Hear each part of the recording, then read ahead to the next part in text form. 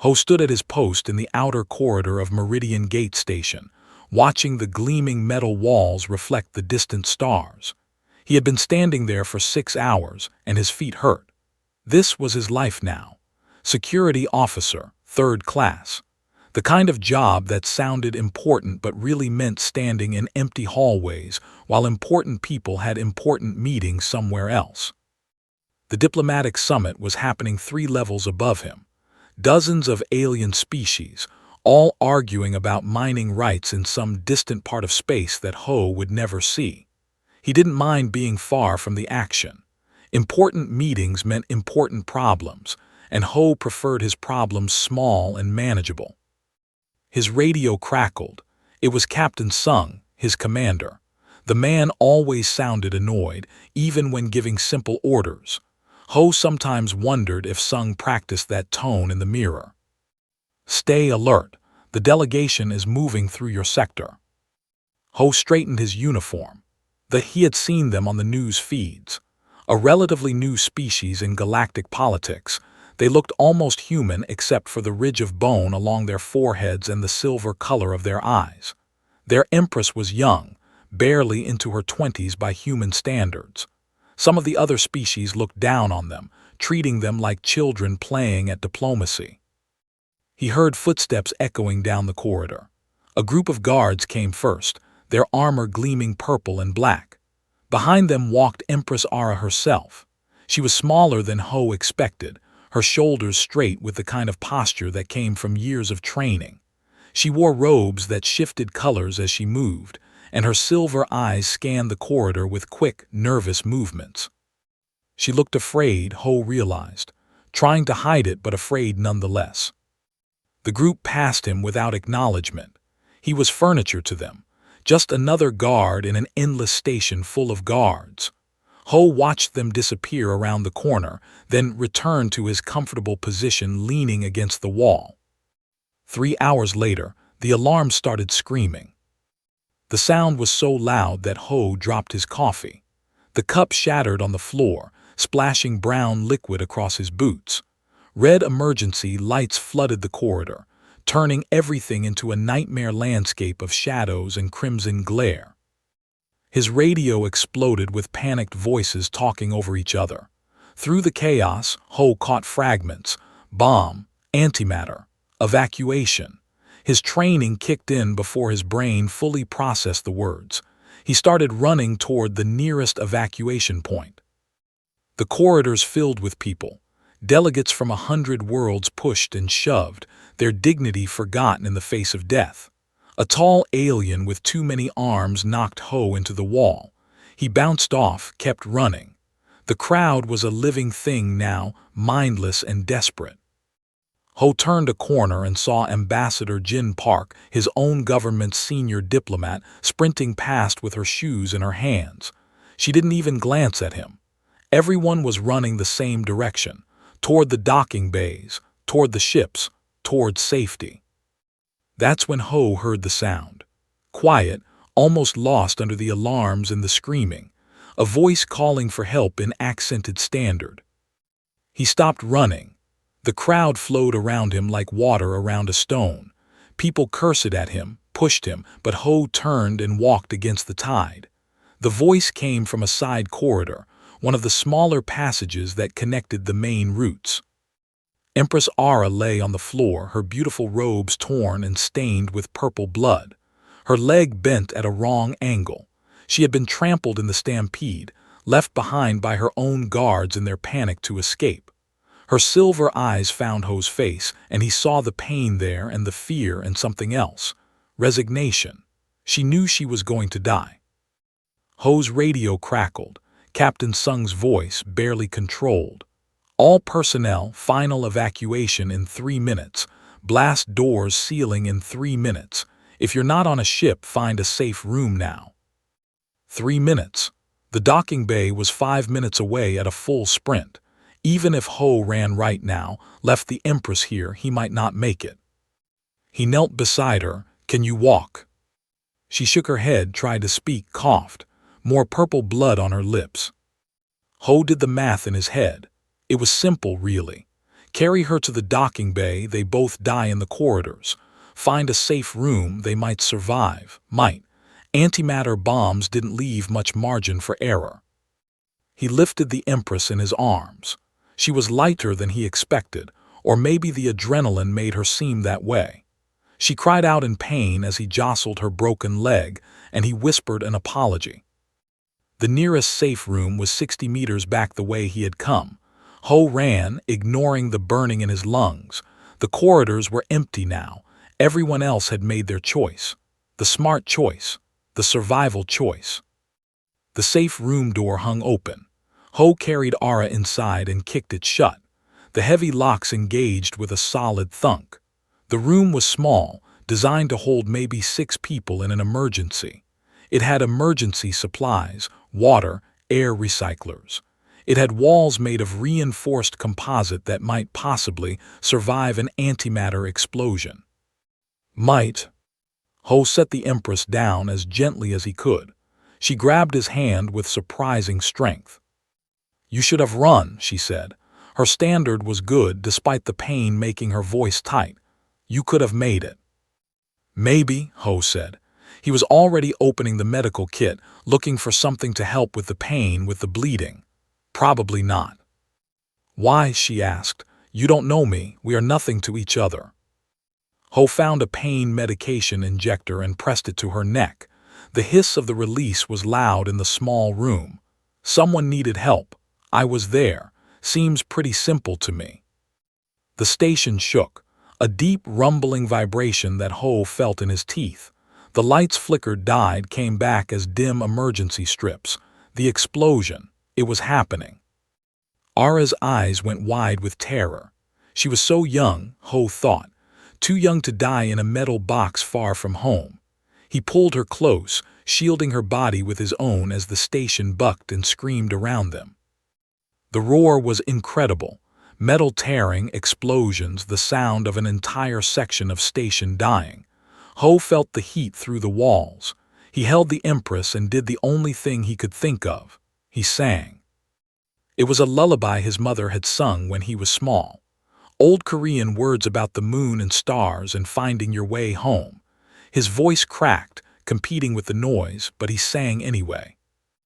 Ara's shaking slowed. She pressed her face against his chest and listened.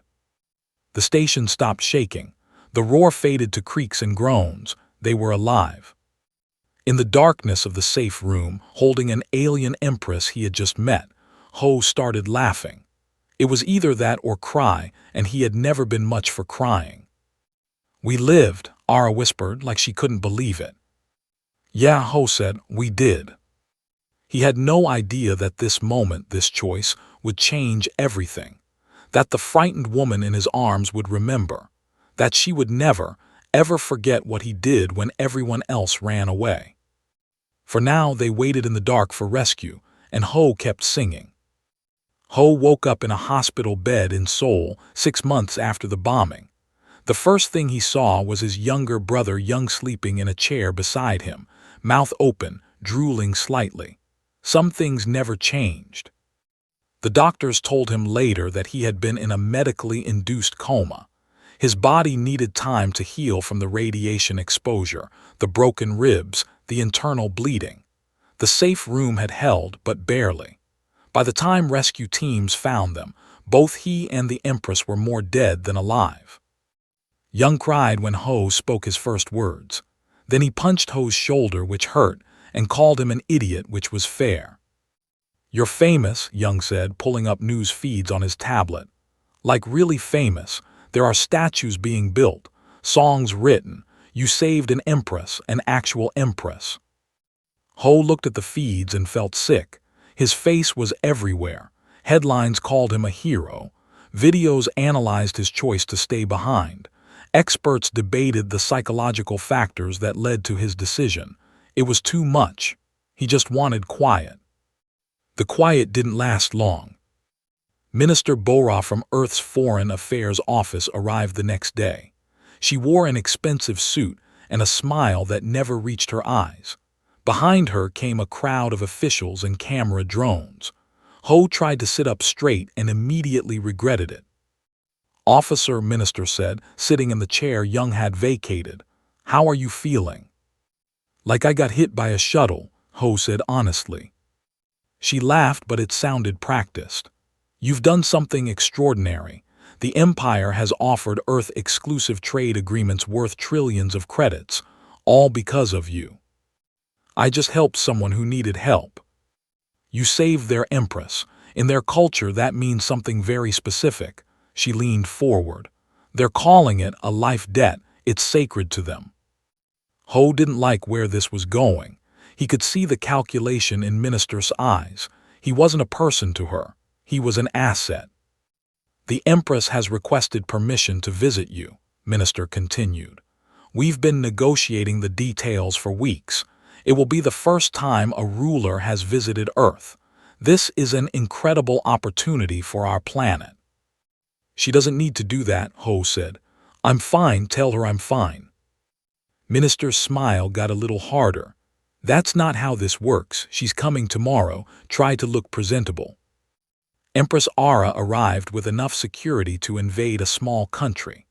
Ho watched from his hospital window as ships landed in the designated zone, disgorging purple-armored guards who took up positions with military precision. The news drones swarmed like insects. When she walked into his room, Ho was struck again by how young she looked. Her leg had healed, though she walked with a slight limp. The ridge of bone along her forehead seemed more pronounced than he remembered, and her silver eyes were bright with something he couldn't identify. Her guards stayed outside. It was just the two of them, and suddenly Ho didn't know what to say. Ara bowed deeply, a formal gesture that made Ho uncomfortable. Ho, she said, you gave me my life. In my culture, that creates a bond that cannot be broken. I owe you. You don't owe me anything, Ho said. Really, anyone would have done the same. No, Ara said firmly. Everyone else ran. My own guards ran. You stayed. You held me while the world ended around us, and you sang to me so I wouldn't be afraid. That is not nothing. She pulled a small box from her robes and placed it on his bedside table. Inside was a medal, silver and purple, shaped like a star. The highest honor my people can give. You are the first human to receive it. Ho stared at the medal. It was beautiful and terrible, and he didn't want it. He didn't want any of this. He wanted to go back to standing in empty corridors where nothing important ever happened. Over the next weeks, the pressure built. Earth's government wanted him to accept a position as liaison to the court. The media wanted interviews. Universities wanted to give him honorary degrees. Everyone wanted a piece of him. Young tried to help, running interference when he could, but even his brother didn't understand. This is a good thing, he said. You can do something important now, make a real difference.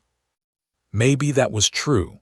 Maybe this was an opportunity, or maybe it was a trap that would eat him alive.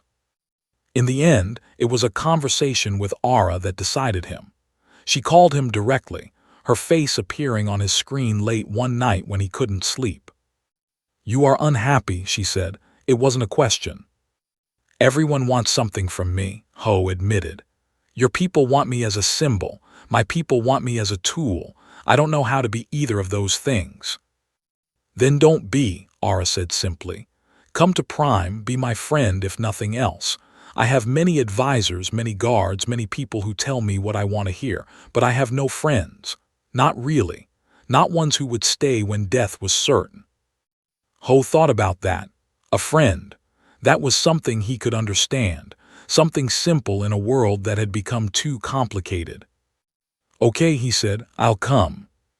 Prime was beautiful and alien and completely overwhelming. The architecture curved in ways that human buildings never did, all flowing lines and impossible angles. The sky was a deeper blue than Earth's, and there were 2 small moons visible even during the day. The nobles looked at Ho like he was something they found on their shoe. He was an outsider, a human, someone who had no right to walk their palace halls. They smiled politely when Ara was watching, but Ho saw the contempt in their eyes. General was the worst. The old military commander made no effort to hide his disdain. "A human," he said during their first meeting. "The Empress honors you with, but do not mistake this for acceptance. You are here on her sufferance. One mistake and you will be gone." Ho met his gaze steadily. "I'm not here to make trouble, just to help however I can. See that you remember that." Learning the language was hard. Learning the customs was harder. Ho made mistakes constantly, using the wrong form of address, standing in the wrong place, eating the wrong food at formal dinners.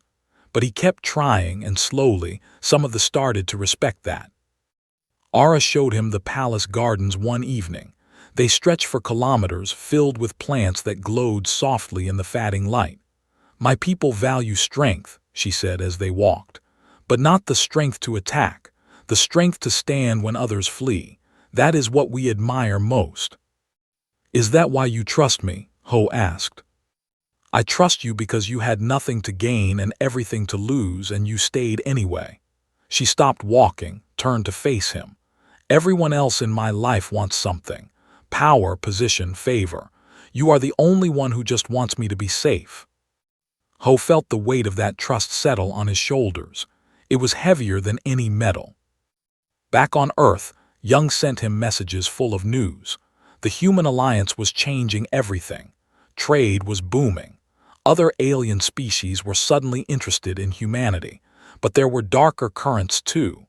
The collective was making angry noises about human favoritism.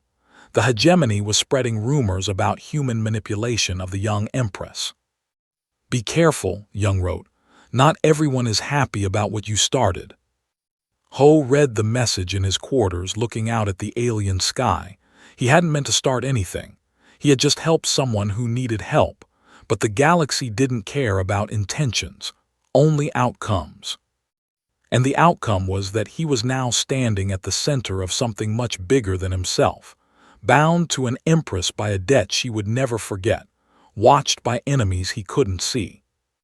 Ho thought about that night in the safe room, holding Ara while the station died around them. He had made a choice then. Now he had to live with where that choice led.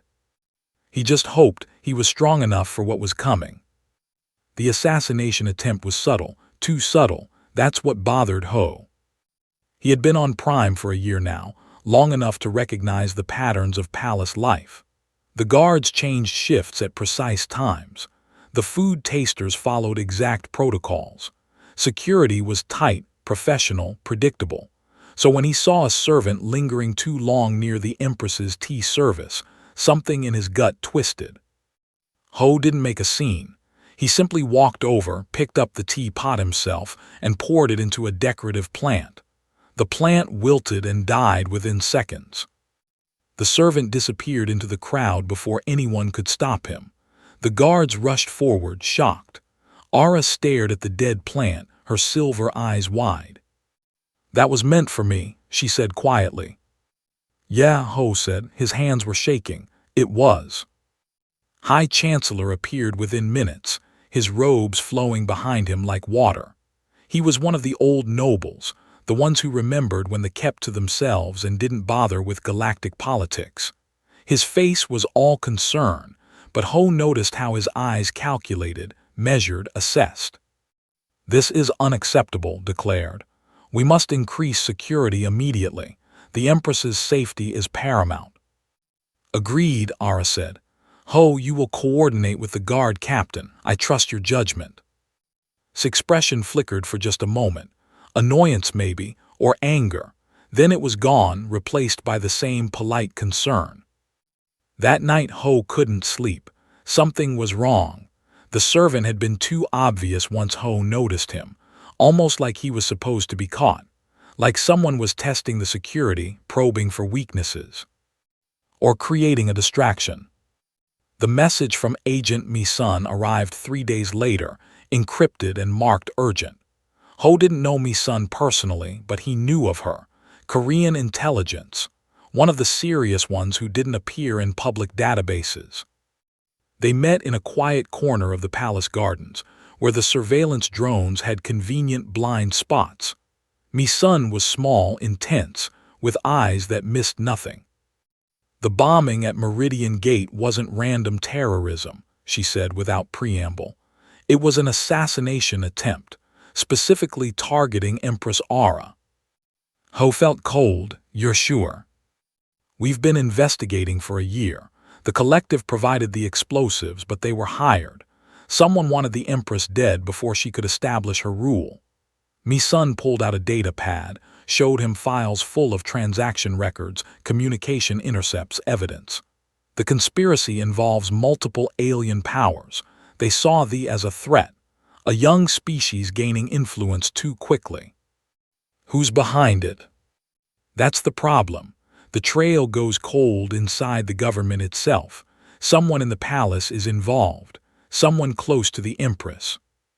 Ho thought about calculating eyes, about how the servant had been too obvious, about the small things he had noticed over the year, inconsistencies that hadn't meant anything individually but added up to something darker. I need you to help me identify them, Mi-sun said. You're in a unique position, an outsider but one the Empress trusts completely. You see things her own people miss. If I start investigating palace officials, people will notice. People are already noticing. You saved her life twice now. Someone is going to make a move soon. We need to know who before they succeed. Over the next weeks, Ho became paranoid. He watched everyone. The guards who stood too close, the advisors who offered too convenient counsel, the servants who appeared in places they shouldn't be. He made notes, passed them to Mi-sun, tried to build a picture of the conspiracy. Aura noticed his tension. You're worried, she said during one of their evening walks. Always, Ho admitted. It's my job. It's more than that. You think someone in the palace wants me dead. He should have lied, reassured her, but they had promised each other honesty after that night in the safe room. Yes, he said, I do. She stopped walking. The glowing plants cast strange shadows across her face. Who? I don't know yet, but I'm going to find out. The trap, when it came, was elegant. Called an emergency council meeting, claiming he had evidence of a spy in the palace. Ho attended, standing behind Aura's chair as always. Presented his evidence with theatrical flair. Communication logs showing someone sending encrypted messages to Earth, meetings with unknown contacts, suspicious behavior that all pointed to one person. Ho, the human has been using the Empress's trust to gather intelligence, declared. He is a spy, sent by Earth to control our young ruler. I move for his immediate arrest. The council chamber erupted in argument. Some nobles supported immediately, their prejudice against humans finally finding an outlet. Others looked uncertain. General sat silent, his face unreadable. Aura stood slowly. The room fell quiet. You accuse my personal guardian of treason, she said, her voice deadly calm. Do you have proof beyond these communication records which any skilled forger could create? The evidence speaks for itself, Empress. I understand your attachment to this human, but you understand nothing. Aura's words cut like knives. Ho has saved my life twice. Once when everyone else, including you, High Chancellor, had already fled to safety. What were you doing during the Meridian Gate bombing? Where were you when I needed help? His composure cracked slightly. I was ensuring the survival of our delegation, as was my duty. You were saving yourself. Aura descended from her chair, walking toward the High Chancellor. Ho stayed. He stayed when death was certain. That tells me everything I need to know about character. Empress, please be reasonable. I invoke her, Aura said. The chamber went completely silent. Even Ho, who had studied customs for a year, wasn't sure what that meant. But from the shocked expressions around him, it was significant. General stood. Empress, or has not been invoked in 3 generations. You would bind your fate to a human.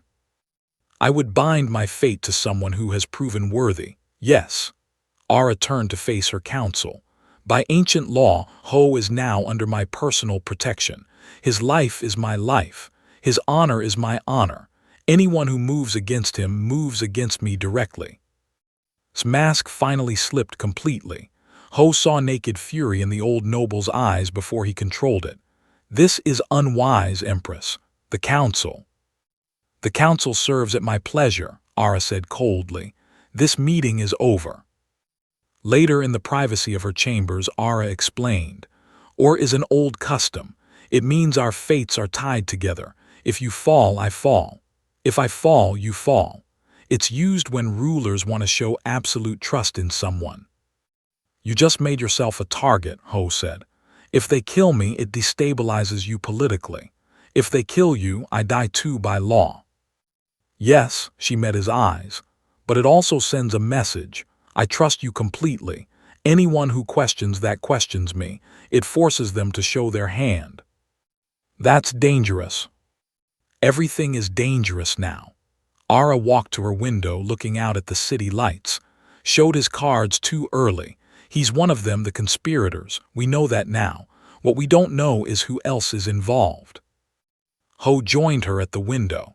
Me son thinks there are multiple players, different factions with different goals, but united in wanting you gone. Then we need to expose them all, before they strike again. They will strike again, Ho said quietly.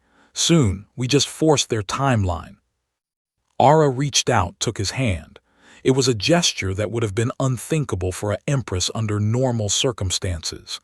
I'm glad you stayed, she said. That night on Meridian Gate, I'm glad you didn't run. Me too, Ho said. Though right now, with conspiracy closing in from all sides and enemies hiding in every shadow, he wasn't entirely sure that was true. The universe had a funny way of punishing simple acts of kindness. He had just wanted to help someone who needed help. Now he was caught in galactic politics, bound to an empress, marked for death by conspirators who wouldn't stop until she was gone. But he had made a choice that night. He had stayed when others ran, and he would keep staying no matter what came next because that's who he was. That's who he had always been. Even if it killed him. The attacks on the outer colonies started 2 weeks after Ara invoked or fast, brutal raids by ships that hit mining outposts and disappeared before defense forces could respond.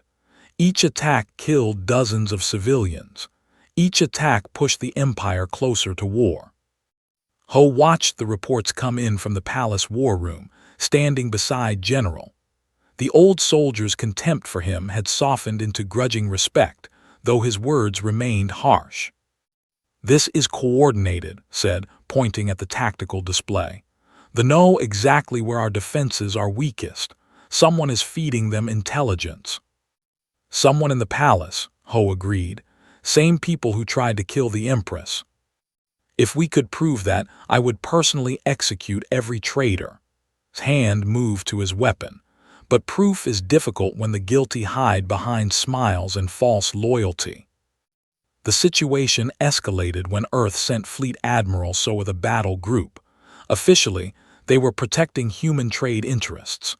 Really, they were making sure Earth didn't lose its valuable connection. Ho met with the admiral privately, finding her refreshingly direct. Your government is worried, So said. This alliance has brought us prosperity but also enemies. If the Empire falls into chaos, we lose everything. The Empress won't fall, Ho said. Are you certain? Because from our intelligence there's a coup being planned, led by High Chancellor and supported by Prince Al. She pulled up a holographic display showing communication intercepts, meeting records, evidence of conspiracy. They plan to force Ara to abdicate, make her look weak, unstable, controlled by human interests. Then Al takes the throne. Al is weak, Ho said. He had met the prince, a nervous young man who jumped at shadows. He won't be able to hold power. He won't need to, we'll rule through him. And the first thing he'll do is break all ties with humanity, return to isolation. So leaned forward. We can't let that happen. Earth is prepared to support Ara militarily if needed. That might make things worse, make her look like a human puppet. Maybe, but it's better than dead. Ho reported the conversation to Ara that evening. She listened quietly, her silver eyes reflecting the light from her desk. Earth wants to help because it benefits them. I understand that. But I won't become dependent on human military might. That's not how I want to rule. Sometimes we don't get to choose how we survive, Ho said gently. I'd rather die on my own terms than live as someone's puppet. She stood, walked to her window. The palace below was lit like a constellation of stars. Is moving soon. I can feel it. The attacks on the colonies are meant to make me look incompetent. The raids, the casualties, all designed to erode trust in my leadership. So we move first. How? I can't arrest half my council on suspicion alone. I need proof. The proof came 3 days later, delivered by Agent Mi-sun. She had finally tracked the conspiracy to its source. Communication records showing coordinating with commanders, financial transfers to bribe guards, plans for the coup laid out in detail, everything they needed. How did you get this? Ho asked, staring at the data. Someone inside the conspiracy got cold feet, Mi-sun said. Leaked it all to us. Probably realized they were going to be eliminated once they served their purpose. We need to move now, Ho said. Show this to the Empress, arrest everyone involved. But they were too late. That night at the formal state dinner made his move. Ho had implemented strict food security protocols after the tea incident. Every dish tasted, every ingredient tracked, every server. It should have been impossible to poison anyone. But didn't use poison, he used politics. Midway through the dinner, Prince Al stood. His hands shook, but his voice was clear, rehearsed. Empress Ara, I must speak, for the good of our people. The dining hall fell silent, hundreds of nobles and dignitaries watching. Ho saw a satisfied smile and knew what was coming. You have brought shame to our empire, Al continued. You bind yourself to a human, ignore the counsel of your advisors, lead us into conflicts we cannot win.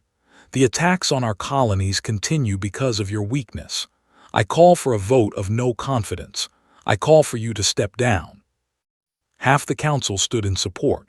The other half remained seated, uncertain. The moment balanced on a knife's edge. Ara rose slowly. Prince Al, who gave you those words? You've never spoken so eloquently before. Al flushed. I speak my own mind. You speaks mind. Ara's voice cut through the hall. High Chancellor, would you like to address the council? Perhaps explain the communications we've intercepted between you and the collective. His composure finally shattered. In that moment, Ho saw the old noble's desperation. A man who had gambled everything and just realized he was losing. Guards commanded, arrest the Empress for treason. Half the guards moved, the other half hesitated. The dining hall erupted into chaos. Nobles shouting, guards drawing weapons, the careful facade of civilization crumbling in seconds. Ho moved without thinking, years of security training taking over. He pulled Ara behind him, putting himself between her and the advancing guards. Stand down, he ordered. Your Empress has committed no crime. She's committed the crime of weakness, one of the guards said, raising his weapon. The Empire needs strength. The shot that followed wasn't aimed at Ara. It was aimed at Ho. The conspirators had learned their lesson. Kill the human first, then deal with the Empress. Ho felt the impact in his shoulder, spinning him around.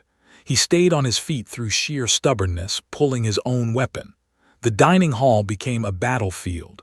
Loyal guards fighting traitor guards, nobles scrambling for cover, blood on the expensive floor. General appeared with his personal troops, smashing through the chaos. Protect the Empress, he roared, and suddenly the tide turned. The conspirators had numbers, but soldiers had discipline. Ho felt another shot hit him, this time in the side. His legs gave out. He fell, still trying to shield Ara with his body. She was screaming something, but the words seemed far away. The world was going fuzzy at the edges. He saw making a run for it, saw soldiers cut him down. saw Prince Al surrendering, hands raised, crying, saw the loyal guards slowly overcoming the traitors. Then he saw Ara's face above his, her silver eyes filled with tears, and he thought about that night on Meridian Gate, about how he had stayed then, about how he was staying now. "You're an idiot," Ara said, her hands pressing against his wounds, trying to stop the bleeding. "Yeah," Ho agreed. His voice sounded weird, distant. "But you're alive, so that's good. You better not die, or means if you die, I die. So you're staying with me." Ho wanted to laugh, but coughing hurt too much. "Bossy Empress," he managed. The world was going dark, but before it did, Ho saw Admiral So's troops flooding into the palace, saw the last of the conspirators being arrested, saw that Ara was safe. That was enough. That was all that mattered. Some things were worth standing for, even when everyone else ran, even when it cost everything, especially then. Ho woke up in a medical bed for the second time in 2 years and decided he was getting too old for this. Everything hurt. His shoulder was wrapped in bandages that glowed slightly, medical technology working to repair the damage. His side ached where the second shot had hit, but he was alive. Ara sat beside his bed, asleep in the chair with her head resting on the mattress. She had dark circles under her eyes, and her robes were rumpled. Ho watched her sleep and felt something warm in his chest that had nothing to do with the medical equipment. She woke when he shifted, sitting up quickly. "You're awake, finally. It's been 3 months." 3 months, Ho tried to sit up, regretted it immediately. "What happened?" "You almost died, again. The doctors kept you sedated while your body healed." Ara poured him water, helped him drink. "The coup failed, is dead. Prince Al is in prison, along with 47 other conspirators. The collective has apologized and paid reparations. The hegemony denies involvement, but everyone knows they were supporting financially. So we won." "We survived," Ara corrected. "Winning comes later." Over the next weeks, Ho learned the full scope of what had happened. The conspiracy had been larger than anyone realized, involving not just nobles but officials from multiple alien governments. The exposure had sent shockwaves through galactic politics. Young visited from Earth, bringing news from home. "You're even more famous now. They're calling you the Shield of. There are movies being made. Bad movies, probably, but still." "Great," Ho muttered. "Just what I wanted." "Mom says she's proud of you. Dad too, though he'll never admit it." Ho smiled. His parents had always been practical people, not given to sentiment. The fact that they acknowledged his actions at all was high praise. The Galactic Council called for a formal investigation. Counselor In, Earth's new ambassador, led the human delegation. Ho was called to testify, which meant traveling back to Meridian Gate Station. The place had been rebuilt, the damaged section now a memorial to those who died. Ho stood in front of hundreds of representatives from dozens of worlds and told his story. The bombing, the choice to stay, the conspiracies, the assassination attempts, all of it laid bare for the galaxy to judge. "Why did you stay?" one representative asked. "On the night of the bombing, when you could have reached safety, why stay with the Empress?" Ho thought about that question. He had been asked it 1,000 times, always struggled to find the right words. "Because someone needed help," he finally said. "That's all. Everything else, all the politics and complications that came later. In that moment it was simple. Someone needed help and I was there." "And you would do it again, knowing everything that followed?" Ho looked at Ara sitting in the delegation. She met his eyes and smiled. "Yes," he said, "I would." The Council's investigation revealed the depth of prejudice against newer spacefaring species. The established powers had worked to keep races like them from gaining influence, viewing them as threats to the existing order. The exposure forced reforms, new rules about interference in sovereign governments, new protections for developing species. It wasn't perfect, politics never was, but it was progress. Ara was offered dozens of positions of power, leadership roles in galactic organizations, military alliances, trade partnerships worth fortunes. She accepted some, declined others, building her empire's influence carefully. And she offered Ho a choice. "You could go home," she said one evening in the gardens. 2 years had passed since the coup. The palace was peaceful again, though security remained tight. "Return to Earth. Your service to me has been beyond measure. I would understand." "Is that what you want?" Ho asked. "What I want is for you to be happy." Ara picked one of the glowing flowers, studying it. "You've sacrificed so much, your quiet life, your anonymity, your safety. I would give you back those things if I could." "I didn't sacrifice anything," Ho said. "I made a choice. I keep making it every day, and I'm happy with that." "Are you truly?" Ho thought about Seoul, about his small apartment and simple job, about standing in empty corridors waiting for nothing to happen. He thought about the palace, about glowing gardens and silver-eyed empresses and a life that mattered. "I'm happy," he said, "here with you." Ara created a new position for him, Guardian of the Throne. It was an old title, unused for generations, traditionally given to the most trusted protector of the ruler. Ho was the first non to ever hold it. General personally conducted the ceremony, his gruff voice carrying across the throne room. Ho has proven himself in fire and blood. He has stood when others fled. He has bled for our empress. He is worthy of this honor. The old general placed the Guardian's badge on Ho's chest, then whispered, "You've made me eat my words, human. I'm glad I was wrong about you." "Thank you, General. Don't make me regret this by getting yourself killed." Years passed. The human alliance became a cornerstone of galactic politics. Other species sought similar partnerships with Earth, recognizing that humanity brought something valuable to the galaxy. Not superior technology or ancient wisdom, just the simple, stubborn refusal to abandon those who needed help. Ho trained the next generation of palace guards, teaching them not just tactics but philosophy.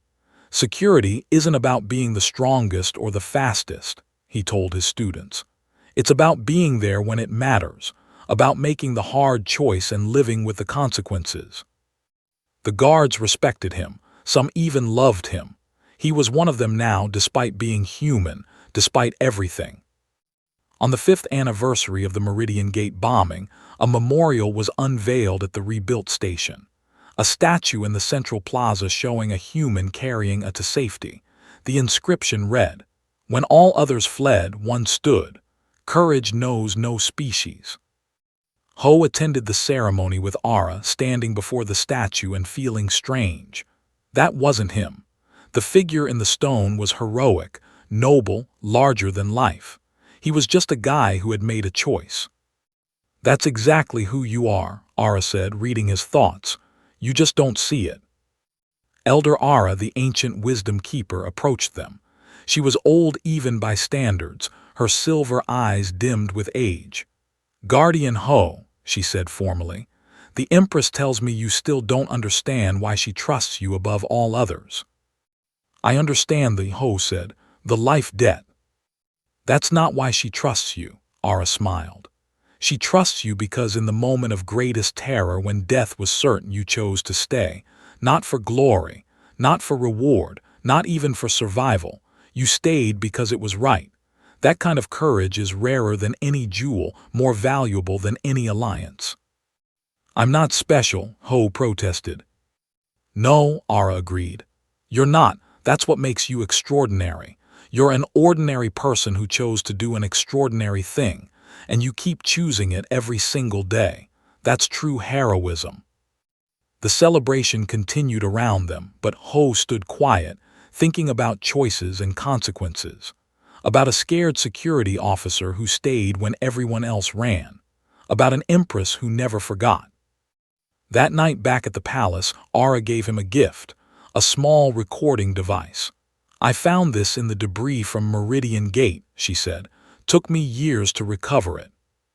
Ho activated the device. His own voice filled the room, cracked and scared, singing a Korean lullaby.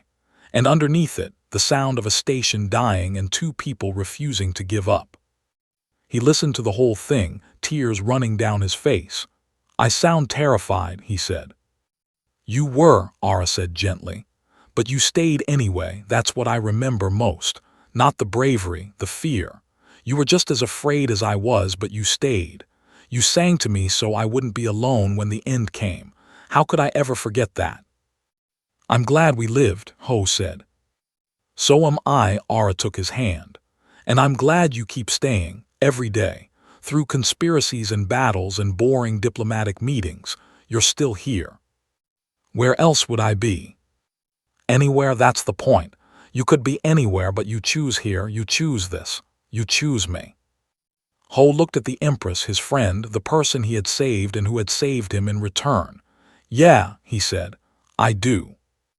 Years later, when historians wrote about this era, they would focus on the alliances and the politics. They would analyze the conspiracy and the reforms. They would debate the impact of humanity's entry into galactic society. But Ho knew the truth was simpler.